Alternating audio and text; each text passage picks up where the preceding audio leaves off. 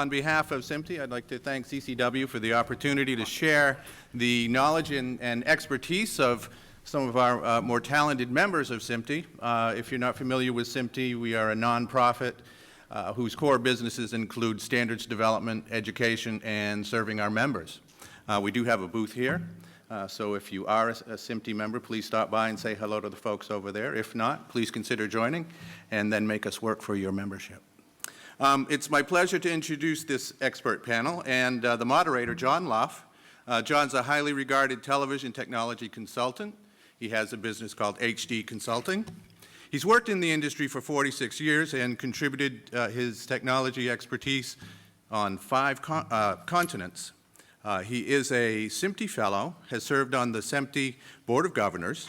In 2010, he was selected as the SBE Engineer of the Year. He founded a firm called Synergistic Technologies a while back, and it was acquired by a major organization a few years back. For more than a decade, he managed the technical coverage of large news events for the EBU around the world, and he authored chapters in the 11th edition of the NAB Engineering Handbook. Also, for 10 years, he wrote the Technology in Transition column for Broadcast Engineering Magazine. So please, welcome your moderator, John Luff. Thank you, Bill. Oop. Am I on? Yeah, that's on. Good morning. Oh, you must have found coffee this morning. Thank you for coming. This ought to be a really interesting panel.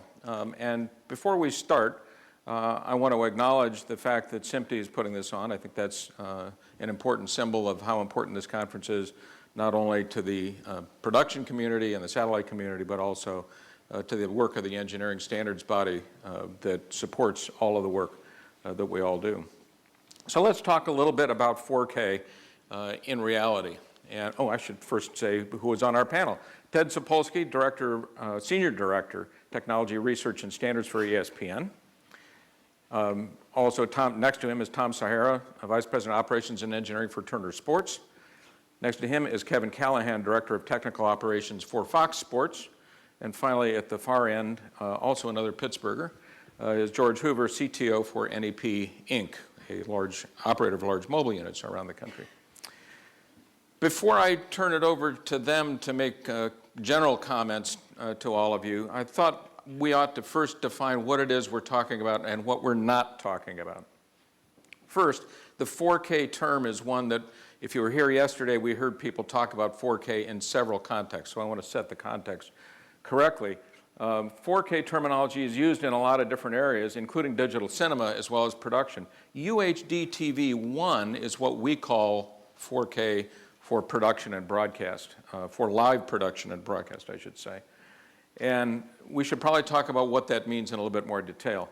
It comes out of what was probably first looked at as Quad HD. It's now standardized as UHD TV 1, a standard which began, I believe, in Japan, if I'm not mistaken. And it is literally 4 HD panels together for a composite. In fact, the first interconnections for Quad HD were all done with 4 HDMI cables.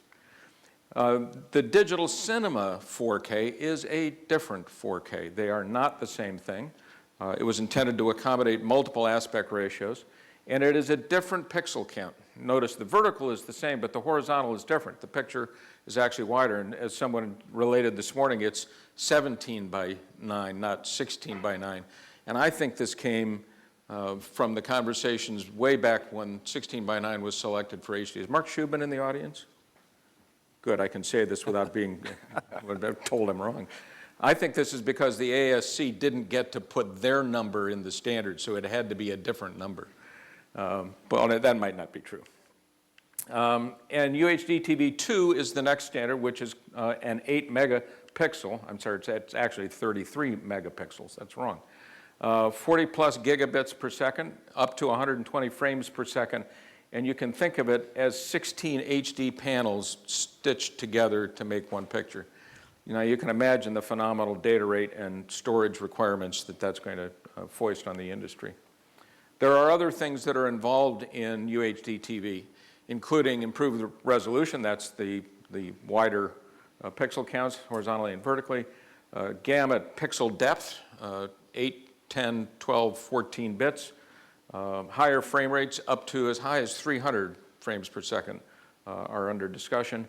And we shouldn't forget the stepchild of television, the sound, at which the Japanese have experimented with and as part of the standard as 22.2 channels of sound. That probably won't fit very well in my living room if my wife has something to say about it. And high dynamic range, which is a very important element to it. There were conversations yesterday about this being a more immersive experience, and it's much more than the resolution if it's done well. And therein lies the problem, is how does one do this well? How does one produce for this new format less than a decade or just barely over a decade after we began HD production?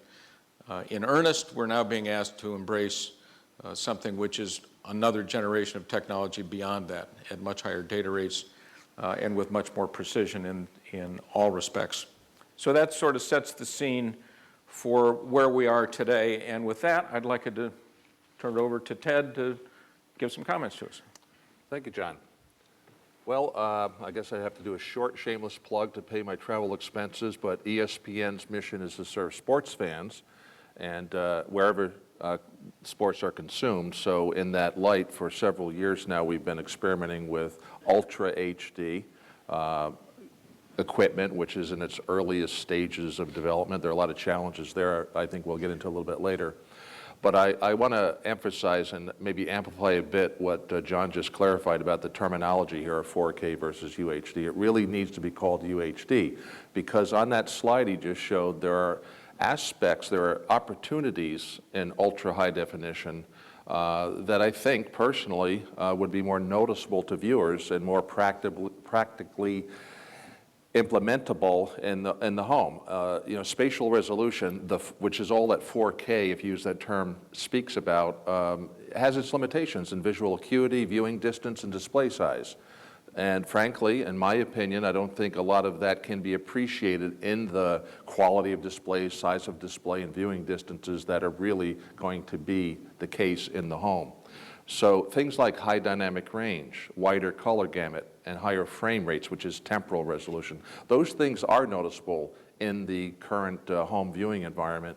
And I think this term Ultra HD encompasses all of these things, and it is the better term to use so we don't forget that maybe we should be focusing not so much on spatial resolution, but on those other aspects, which again I think would be more appreciated by the viewer and more visible in the home. Thank you. And now on to Tom Sahara. Ted really encapsulated a lot of what we've experienced in our brief time of playing with this new standard, or this new format. Got a couple of pictures just of some early experimentation that we've done. Go ahead. There it is. So that's the Canon C500 with a 30 to 300 millimeter lens. Transport was a hodgepodge of fiber. I mean, it was really kludge, and we found a lot of technical issues just dealing with having to, how do you get signals and how do you monitor the signal, because at the time there was no true standard. The consumer panels that were out only did 30 frame, so we couldn't see anything 60 frame. Just a myriad of problems. Fortunately, in the last 6 months, it's gotten a lot better, but there still are huge gaps in infrastructure that really need to be addressed. Here we use the telecast fiber to get the signal from the camera back to the truck where we could monitor and record it. This is a second shot, is E&G. The lens on there is a 14 to 60, so it's like a 4:1 zoom. As you can see, it's quite large, so it really doesn't fit in a run and gun type of scenario, and the viewfinder is totally inadequate for the resolution. It's impossible to see your focus. And one of the big drawbacks of having a large sensor is your depth of field certainly goes away. So having to get that depth of field back, you're shooting at very, very small f-stops, and thinking that you have enough light because now you have a large sensor and a big big optics to collect all that light. To get the depth of field, you're now down shooting in the 22 and 32 range, which again, now you're 8 stops from where you would have normally have been. So it's definitely full of technical challenges that from a live production standpoint, we really have to look at the background and start doing the math, going back and figuring out, do we have the right lens? Because now the lenses don't have the 100-to-1 zooms that we've come to expect in the 2/3 inch world. We don't have the compact camera systems that we have in the E&G world. We don't have the high-density recording that we have in the E&G world either. So all of these, we had hard disk recorders that took multiple SSDs that could only record 20 minutes at a time. And on the back side of it, it took 40 minutes to transfer the material out of the SSD on the computer before you could play with it. So these technical challenges are really where we're at now, trying to figure out how can we really streamline this to make this work in a real production environment. In cinema or feature production, where you can live in your own little island, you can tolerate many of these difficulties and come up with workarounds to deal with it. Well, in this early version, we basically had an army of Mac Minis stacked up. We had one doing transfer. We had one doing the conversion of the camera raw format into some editable camera format. We had another that was taking finished sequences and rendering them out. So we had a stack of about half a dozen Macs just to get a 20-minute, to turn around a 20-minute highlight clip overnight. So it was really a science fair experiment. But again, this is the early days. And I must say, when we were at this stage in HD, we really didn't have a lot of these tools that we have early on in this Ultra HD world. So I think you'll see a lot of acceleration in using this format. And you already see there are already people out there that are shooting and editing in their own little closed environment and turning out some pretty good video. But again, just looking at this, we do have to go back and really examine much of what we've taken for granted in the HD world that we currently live in. And I'll close with, we're now looking at where we can start using some of the enhancements that Kevin will get into, and looking at where we were with HD when we started the HD migration, and now moving to the Ultra HD. Because of the cinematic look of the Ultra HD, we find that there's a lot bigger desire from the production community and the creative community to really embrace this format, because much of the finesse, the very subtle differences in the picture that we saw when we were shooting film, we now see that in these large sensors. So from a cinematic and creative standpoint, there's a really high desire to embrace this format, because it does get us back that film look that we lost when we went to the 2/3 inch. So I'll turn it over to Kevin. Next up is George. Yep, George. I think it's important to clarify to those of you in the audience who may not have total familiarity here, what we're talking about predominantly is the use of a single 4K camera that we can then resize, rezoom, recrop during the replay portion of a sporting event to show different framing. Pretty much without exception, other than some experiments that Sony has done with multi-camera 4K switched live programs, no one is doing that currently to any extent. It has been the islands of image enhancement. In terms of a bit of shameless self-promotion that pays for my airplane ticket, in addition to OB sports production, NEP provides the technical facilities for a very large number of prime time, what we refer to as shiny floor shows, such as The Voice, and currently none of those are shooting in 4K either in terms of a switched live.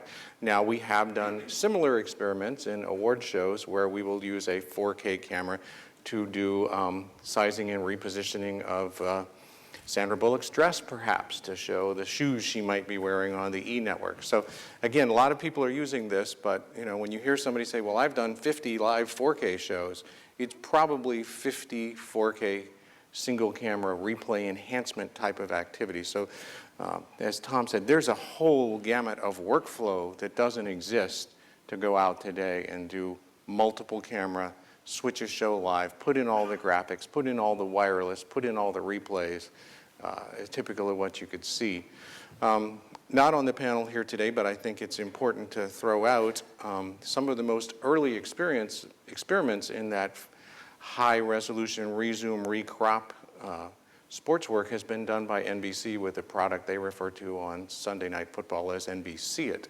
They've been doing that for 3 years, started trying to zoom and reposition in HD images and quickly realized with bandwidth compression on servers and limited resolution, it really fell apart pretty quickly, didn't work.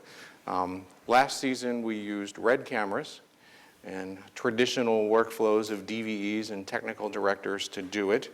Got a little better results, and this year NBC is using the 4A camera in combination with the Dreamcatcher. It's also important to note, in terms of the Ultra HD concept, we can provide in these replay islands a combination of higher resolution, which allows us during the replay to zoom in, but also much higher frame rates, which is very important to be able to clearly see whether a ball's in or out of bounds or a player's foot is in or out of bounds. It requires both to do that in a replay mode to get the optimum activity. So you'll see on everybody's major football productions, and Kevin will talk more about baseball as well, we're starting to see that as an island that production and creative people really have a great deal of interest in. We could have a whole other discussion and go on for days about the commercial or business aspects of a transition to 4K, how that's funded, how that's paid for. It's something worth considering for an industry that's finally on the verge of phasing out all of standard definition. We're not quite there yet. Across, as you obviously see on your cable or satellite delivered feeds, there are still many SD networks there, but how that plays out remains to be seen. Another topic for another day. And finally, Kevin. Well, like Tom and George alluded to, we at Fox Sports have also been experimenting with UHD primarily for the extraction purposes of replay.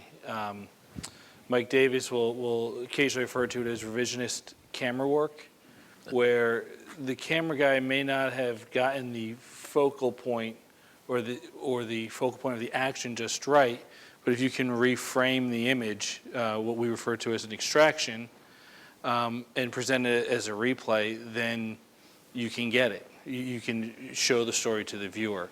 One of the earliest successful examples we had of that was during a NASCAR event where there was a big wreck in Daytona, and you were able to go and piece by piece and show this happened here. Basically, this car started to get a little squirrely, which then caused this to happen, and then 3 cars back or 4 cars back is where the wreck actually happened.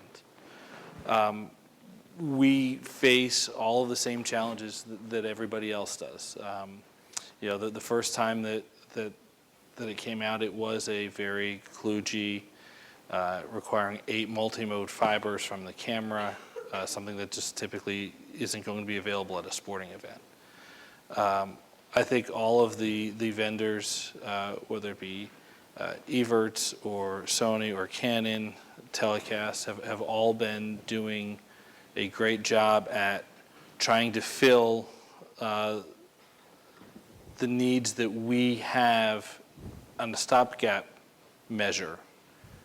But as everyone else has alluded to, everything is an island. Essentially, when we do have a UHD component to a show, it is all by itself, and it is not networked with everything else, and it is just a single, in the end, HD SDI feed into the main broadcast. Additionally, to the live enhancements that we're doing with it in terms of the extraction for replay, our E&G teams are shooting more and more 4K. Some of it is also for the same purpose of being able to reframe. A lot of it is they actually like the depth of field, because that's the look that they're going for. So the same things that hurt us from a live perspective is what they actually like about it. So those are the two areas where we are. The main thing that we really need is a higher frame rate. Like you alluded to, it's great to have the extra resolution and be able to see what you missed and be able to zoom in without it falling apart. But ultimately, frame rate is the key. Thank you. So we're going to do some questions up front here. If you've got some questions you want to ask, think them over. We'll get to you in a minute. It occurred to me when I was thinking about this panel that we started the television business in a commercial sense in the early part of the last century, and that lasted about 40 years. Color television lasted about 30, and HD is now only 14 years old in the distribution world, at least. And we're already talking about the next transition. At some point, somebody has to pay for this. Is there an appetite for that? It obviously means a retooling in the studio, a retooling for mobile production, and a retooling in distribution. We had a panel yesterday here which talked about the distribution to the home and what it will require in terms of compression and set-top boxes and displays and so forth. But in the studio, it's a whole new generation of hardware. And how do we get from where we are to replacing all of it, again, only 14 years after the HD transition began? Well, I think one of the things that has to happen is the home consumer has to vote with their pocketbook as to whether they find UHD attractive, and that means they have to have some content. And the only way they're going to get it right now is through potentially an over-top streaming application, or ultimately if there's some sort of disc-based delivery. We're all coming off the hype and excitement of 3D. When the consumers voted, they decided, I don't think so. So we don't know yet, ultimately, how consumers will use UHD TV, whether they will create personal multi-viewers and be able to watch multiple HD images, or an HD image of a primetime show and a stock ticker and a Skype feed. And there's lots of things you can do with a higher resolution display. We just don't know how people will use them yet and how they'll adopt it. There are a lot of parallels here with 3D and what happened there. And frankly, what it is a scenario, again, where the consumer electronics industry has an opportunity to sell more product, but they can't. We have the chicken and the egg again. They can't without the content and the ability for the consumer to use it and enjoy something on it. So what we did with 3D was partner with a consumer electronics manufacturer and go with kind of a joint venture into the 3D network world and see what happened. And I think perhaps a scenario like that might work again, or maybe not work again, but will work in the way in which it's supposed to work, let's say, and let the consumer vote by having something to see. I want to make one short comment too, a little bit off this topic, but thank God this time we don't have aspect ratio differences to deal with. It's all 16:9, so there's no more letterboxing or other issues like that. We got a lot of sports representation here today, so I think you're going to get a lot of the issues that pertain to covering live sports, and they're important. But Disney owns ESPN, so there's another aspect to this, which is Hollywood. And a great source of content for Ultra HD are movies that are shot in, really, now we can say it correctly, 4K. And it's a great resource if there's a means of delivering it, as George said, with maybe Blu-ray 4K, which would actually be a correct term in that case because the source would often be from 4K cinema.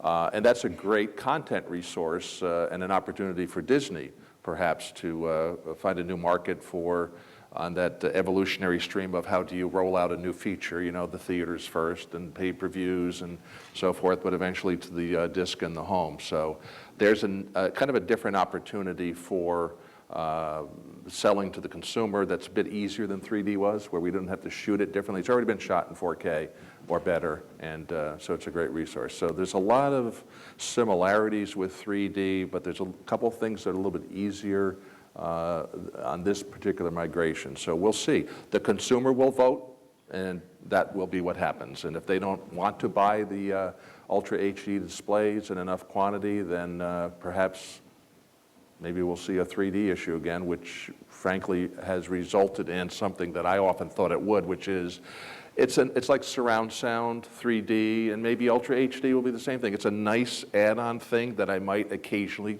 use at home, but I'm not going to turn it on every time because either the content's not there or it's not worth it. Do I need to watch Talking Head News in 3D or Ultra HD? No, or surround sound? No, I don't need it for that. But a feature-length movie, an awards show, something special, the Olympics, you know, something like that, I will turn on surround sound, 3D, and Ultra HD. So the consumer is the king here, whatever the consumer wants. Do you think that since we are 14 years post, instead of 6, really, when the 3D experiment started, that consumers might be more likely to want to purchase, you know, if they're purchasing a new TV now, instead of having to go out and buy a new TV for 3D, it just might be that natural cycle when that might help drive it. Well, that could be, but again, we don't have the mandate as we did when we went HD. Right. You know, there's a mandate that everyone's going to have to do something in their homes to get this, so it's less definitive. We'll see. I would love, you know, as a technical guy, to see all of these opportunities available for the consumer, but the consumer will vote with their wallet. Yeah, I think you said it earlier in your opening, where it's going to take more than just the resolution. So we really have to get to, you know, recommendation 2020, get off the 709, which is the current HD colorimetry standard. With the Ultra HD, there's an enhanced colorimetry, an enhanced color space, which will make the pictures more vivid. The increasing the frame rate obviously is going to help, especially on large displays where you get fast motion. So I think those are things that we really have to push hard on to really make the format pop the way it should. Because if you look side by side, both with images that are balanced to 709, you have to almost put your nose up to the screen to see the difference. Whereas if we go to recommendation 2020 with the enhanced color space and higher frame rate, I think that is what really will start driving, because then you do see a marked difference in improvement of the Ultra HD over standard HD.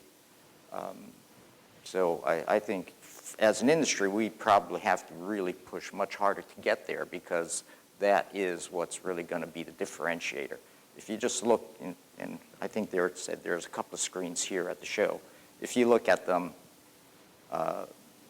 with standard material, both balanced at the 709 standard, you'll be really hard pressed to see what the difference is. What we haven't talked about is the infrastructure, and it's important for those that are not aware. NHK in Japan has intention to put first a 4K service on air to the consumer in the short term, and follow that a couple of years later with an 8K service, with a 33 megapixel service to the home. But the infrastructure to build that is vastly more complicated today by the fact that we don't have a single, if you will, SDI stream at perhaps 100 gigabits per second, or as high as 400 gigabits per second for higher frame rates. And so the interim standard that has been developed and standardized by SMPTE is to use a multiplex of many SDI channels to carry a UHD TV signal. George, if you were building another truck today, would you have the stomach to do a router 4 times the size of the router you already have in your new trucks? We barely can move the routers we have now down the road. No, I mean, they're clearly, in order for live multi-camera switch production to take off, there needs to be a standard that allows us to move that signal on one cable, whether it's an RJ or an optical cable. I think the industry's pretty certain we're not doing that uncompressed on coax, which becomes another interesting question of the whole level of, do you move these signals at a mezzanine level compression? We're just starting to see on the non-sport side of the discussion interest in doing multi-camera sitcoms, which had traditionally either been shot on 35 millimeter film or HD, because of those producers looking at longevity for their content, wanting to shoot it in 4K, truly 4K. In a cinema workflow, there are multiple cameras, but they are, again, post-produced and cut. But I think we'll start to see multiple camera shows next season. We do know that many of the networks currently are accepting episodic series in 4K file formats that they then down-res for broadcast. Michael J. Fox's current show is done that way. A number of different products, both out of many of the Hollywood studios, either in 4K or 2K. But the networks will take them in, just as they took in shows on 35 millimeter. Any questions from the floor? In the back. We do have a microphone. So as a television engineer and a consumer of television at home, realizing that the current standards allow for the broadcasters, cable companies, and telcos to determine various bit rates of the channels that we're seeing, and so the primo HD channel that we'd like to see is not always available to the consumer at the home. And so I do realize, as you're talking, and this is new to me, that there is a particular standard that the hope is that, if adapted, will allow a greater colorimetry, greater frame rate, and aspects that enhance the viewing experience tremendously. Will, in the end, that be determined by the broadcasters and the cable companies and a variety of others, that even if we've achieved a standard that allows the broadcasting of these types of signals, that it'll definitely be the discretion on how to use that space to either increase resolution, increase frame rate, increase colorimetry, and so it becomes a whole gamut of things that will now be available. I mean, in the end, it would seem it's hard to create a standard and then have everyone really lock in with that standard all the way down to the television manufacturer, so that we do, as a whole, bring up the standard of a viewing experience. I'm just curious how your thoughts on where that would be headed, similar to where HD is at today. Well, just for clarity, the standard which began, the creation of the standard began with NHK in Japan.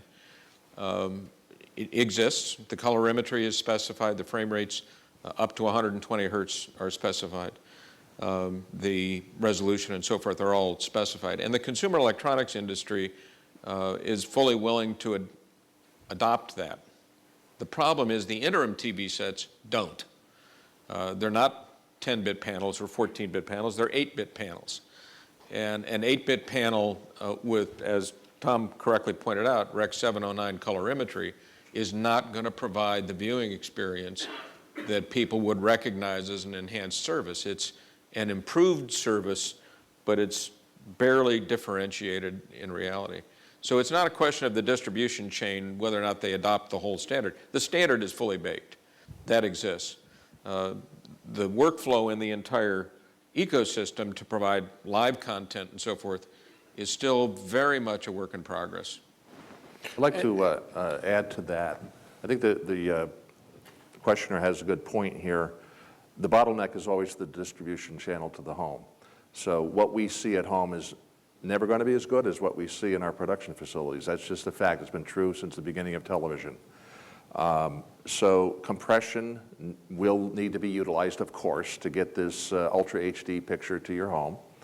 And there's a lot of opportunities here. If you think about it as an engineer, the more spatially and temporally redundant a picture is, i.e. the higher its resolution in both axes, the more compressible it is because the more redundant it is, right?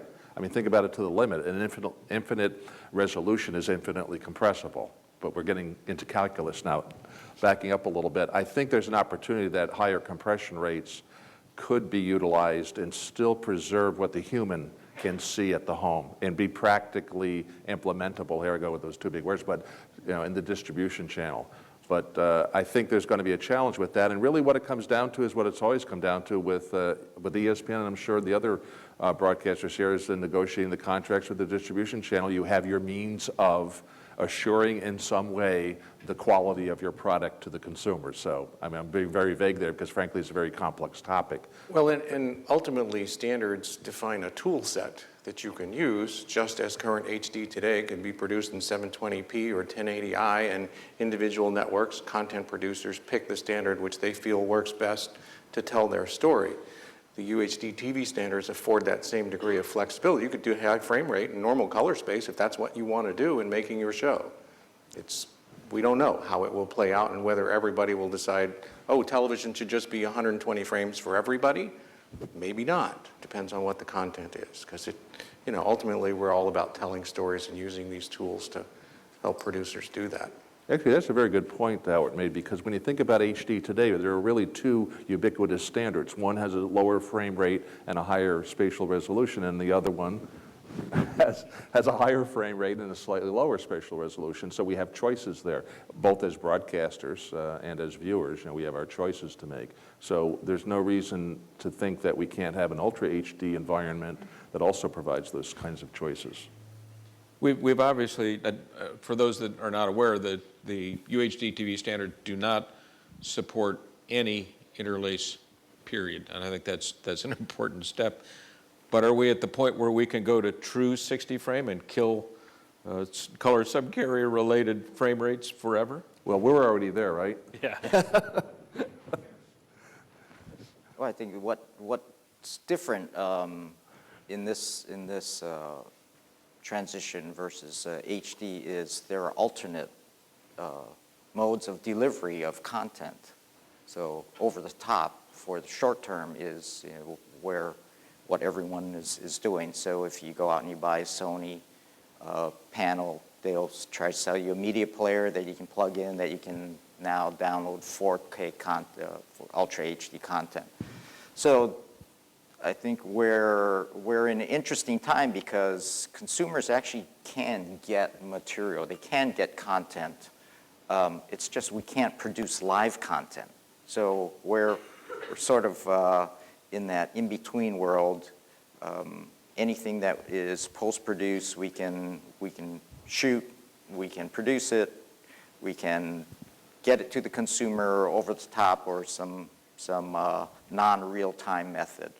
But the big bottleneck for us, especially as sports producers, all the programming or the majority of the programming we produce is live, and we really don't have a live direct-to-the-consumer method yet. Right. And essentially, it would cut the resources of a current broadcast facility in a quarter. So you would be talking about if you have a switcher with 96 inputs, you have 24 inputs. I mean, it really stresses the system. A replay server that you're typically used to having 6 in and 2 out, or 4 in and 4 out, is essentially able to record one thing. The manufacturers are really stepping up, and it has gotten easier in the past 6 months. It's gotten a lot easier in the past 2 months, quite honestly. I mean, we now there's now a 4K or a UHD camera out there that has a SMPTE fiber back on it that has intercom and is starting to behave more like a regular camera to the camera operator, and the video operator has shading controls like he's used to, but he's still shading for the 709 to match the rest of the show instead of taking advantage of everything that he can. So it's getting easier, but it's still a long way from being a reality. And if you look in the commercial delivery space, think about who has the fewest number of touch points with the content as it leaves the camera to get to your house. If you're Netflix and you make House of Cards, the relationship is really between you and Netflix and a guy who's delivering bits to your house. If you think about broadcast three-letter network, there's a broadcast center in New York or Los Angeles, there's local affiliates, there's cable or satellite companies. A lot of people have to hand that signal through, and they have to have a compatible infrastructure. Potentially the fastest way we will get live 4K to everybody's house is a satellite provider which controls everything from the side of the production truck to your television in one ecosystem and can do pretty much anything they want. They're not regulated by anybody. They don't even have to adhere to SMPTE if they don't want to. I mean, they make the set-top box as long as it comes out on an HDMI cable and plugs into your TV. One of those satellite networks whose names start with D or S over in Europe could deliver that content. And that's probably how we're going to see 4K or UHD TV get into our houses in the short order. It will be one of those things that you'll have an option to subscribe to. That's going to give the consumer the opportunity to vote. And if enough consumers vote that this is important, then everyone else will, just as we did with HD, be forced to make the investment to stay competitive. It's a long way away. It takes a while to get there, but that's the model. Other questions from the floor? Yes. Microphone. I know that with live television, it's maybe a little more challenging to get the 4K signal out to the consumer, but with the way that television is changing and people binge watching and downloading pre-recorded shows, how could we get that 4K content to the consumer faster? Would it be possibly like what Tom says, where it comes down to it's the signal sent to a device, which then is played through the 4K television, or some other method? I've been doing a little bit of research on this for other but they say the biggest audience right now that will be 4K capable are game consoles. So game consoles are typically connected to large monitors, and they typically tend to be early adopters as well. So game consoles and connected TVs will probably be the initial devices that this UHD content will be viewed on a regular basis.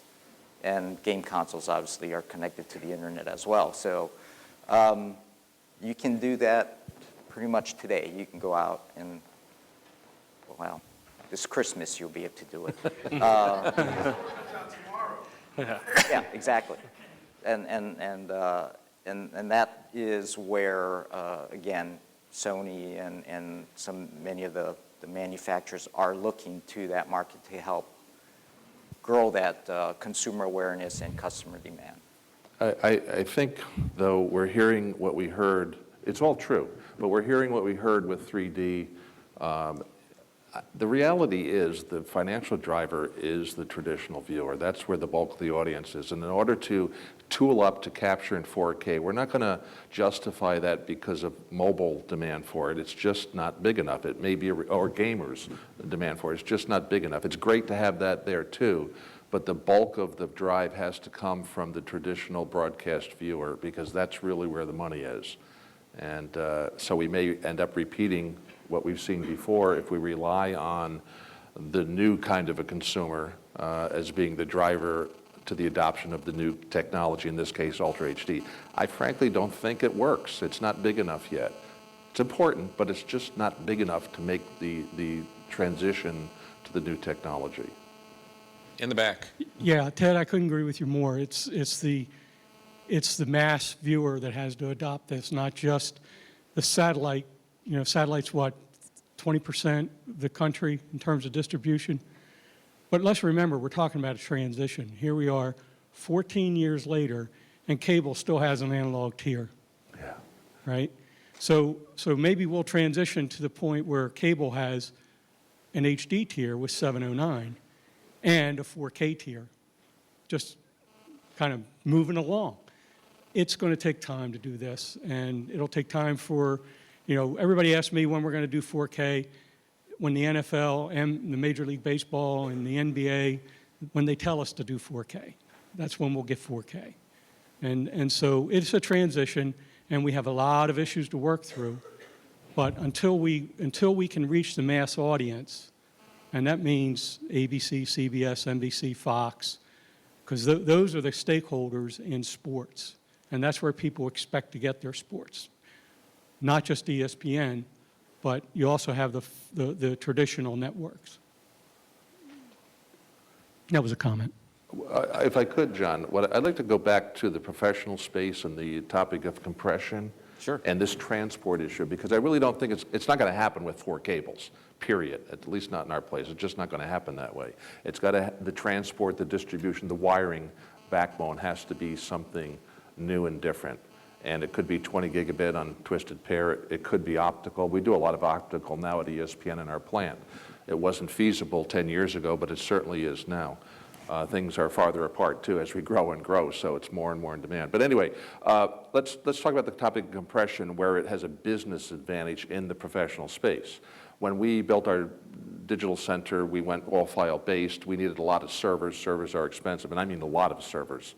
We're probably up near 10,000 hours of online storage now at HD quality. So compression is an important issue there. 4:1 is essentially lossless compression in HD, but 4:1, while it doesn't sound like a lot when we're talking about bottleneck bandwidth to the home, where we need 100:1, 4:1 is a big number when you're talking about cost savings. Would you all like to make 4 times what you're making right now? Yeah. Okay? So, you know, the ability to have 4 times the storage at the same price, or the storage we need at 1/4 price, are significant things. So therefore, everything that you see on ESPN, short of something that's passing through live, well, even that, but everything as it leaves ESPN has been compressed a little bit because of that advantage. So an opportunity presents itself now. Well, why are we right now we fluff it back up to 1.5 gigabit per second to run down the coax to go to the equipment. But we have an opportunity now that, since it's already compressed, maybe 4:1, maybe even more because of that spatially redundant thing I brought up before, maybe 8:1, 6:1 is lossless in Ultra HD. Well, why don't we just leave it that way on the infrastructure and let it get to the equipment, where the equipment then would bring it back to uncompressed format for production features, you know, production switchers and things like that. There's an opportunity there, something we've never done before. It does take a lot of standardization because all this equipment has to uncompress the same way. Maybe that'll be what makes it not fly, but as an engineer, I want to say, why are we fluffing it up to send it on a cable? 4 cables maybe. Why don't we just leave it the way it is on the server until it gets to the device, and then we mitigate this issue of bandwidth on the interstitial cabling. Well, and as it is now in a typical remote broadcast, the only thing that is leaving the truck truly uncompressed is a live camera feed.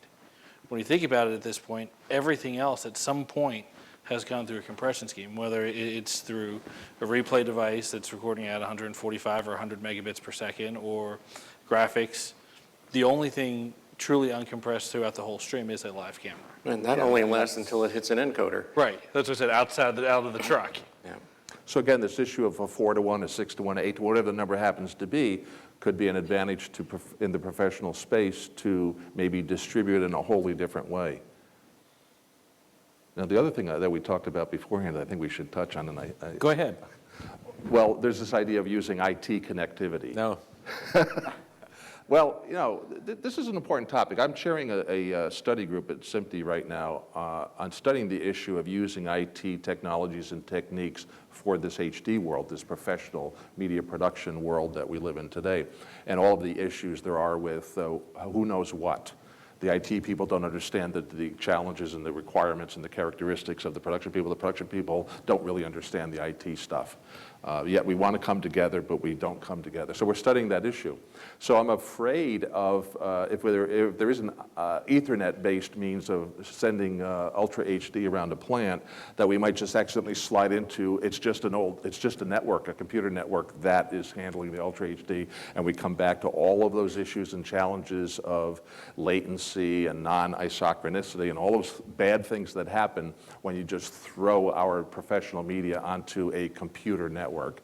If it's running at 20 gigabits per second, 100 gigabits per second someday, we're still going to have that issue of just throw more bandwidth at it. That'll fix the problem, as opposed to really thinking about managing traffic on a network. So I think the future is delivery of Ultra HD in the professional space in some new fashion, not on a coax and not on 4 coaxes.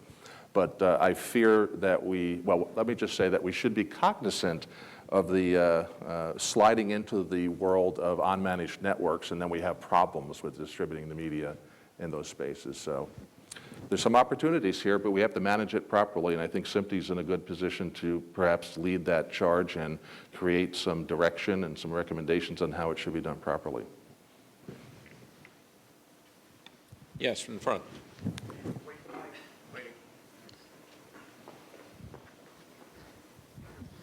A couple things. So it seems like there's not a lot of big interest in the 4K aspect of Ultra HD, but the other surrounding enhancements. So it sounds like maybe 120 frame HD 1080 would be better served, or better serve the people. Does the standard include that?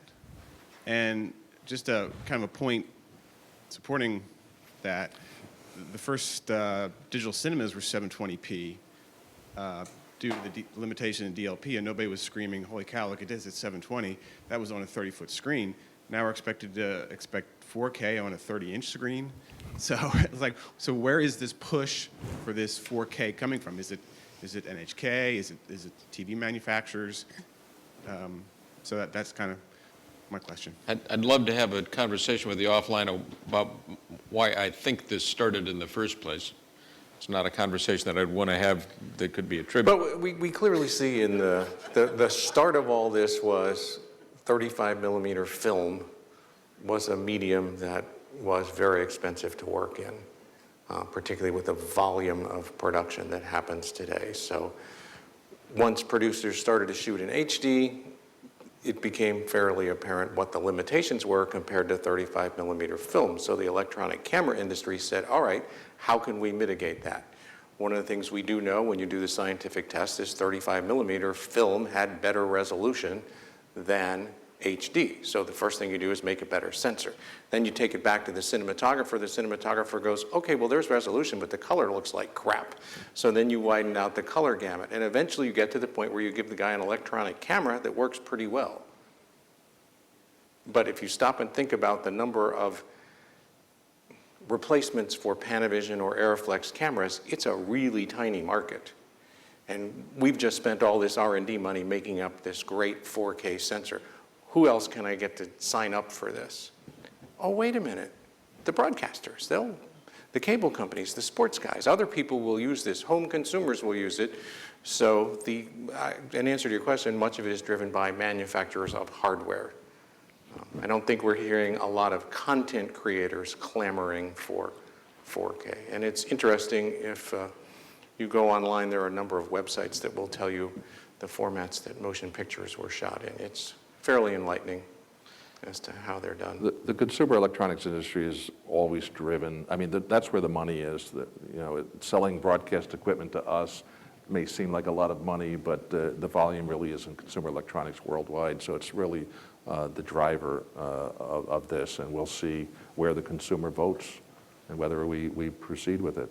And one of the challenges the consumer electronics industry has is flat panel televisions are remarkably reliable, and people have bought a lot of them. So why do people replace them? Well, you would replace your CRT because it just eventually wore out and died. Your flat panel you bought 4 or 5 years ago looks pretty good. Why do I need a new one? Well, there's got to be a feature, a reason, whether it's a smart TV, better resolution, better color, better picture, and Obviously, the industry is trying to figure out what will cause consumers to go buy more and new televisions. It's interesting that the last time a broadcast standard was developed in North America was in the 1950s. And there was this company called RCA. Yeah. that And made it was televisions. done not because the consumers were demanding it, but rather that the economy of producing TV sets would be enhanced if you owned a vertical shelf rather than a horizontal shelf. And the last two, the HD standard and the UHD TV standard, both originated in Japan. And I think it is entirely logical and entirely fair to say that this was not developed because some American company said, would you please go off and develop this for distribution in North America? This is an economic question, pure and simple. And whether you attribute it to the consumer electronics industry or to the Japanese Ministry of Trade, or wherever you want to place the origination of it, it did not start in Camden, New Jersey. It started in Japan. Well, there's something interesting that I saw the last few days. Many of these manufacturers have a related business, point-and-shoot cameras. This past year, point-and-shoot cameras sales dropped somewhere in the range of 26%. And guess what replaced the point-and-shoot camera? Smartphones. So consumers, in a way, have already voted that they'd rather just take a picture with their smartphone than carry around a point-and-shoot camera. So again, we tend to, on our end, the broadcast end, we tend to look at things from our viewpoint, not necessarily always consumer, where they're, again, the consumers have already voted. They've said, you know, my smartphone's good enough. I don't have to go out and buy this additional device to take these pictures. And as George said, HD TVs are, if you watch good quality HD, it's a pretty astounding picture. It's a really good image. And as pointed out yesterday in a panel in the morning, you can make much better HD by shooting with a 4K camera. On the point about the quality of the motion picture industry, the film, as George said earlier, there's always been this race of television catching up to the quality of Hollywood and the film, and now digital cinema, and now we really, as we've said here with this 4K UHD terminology, we're just about there. So I'd like to propose perhaps to Barbara Lang, who's the executive director of SMPTE in the audience today, that maybe at our 100th anniversary, we change it to STMPE, the Society of Television and Motion Picture Engineers. Because maybe we've caught up then. Joel's been giving me the high sign that it's 10 o'clock. If anybody has additional questions, we'd be happy to take them up front, but we thank you very much for attending.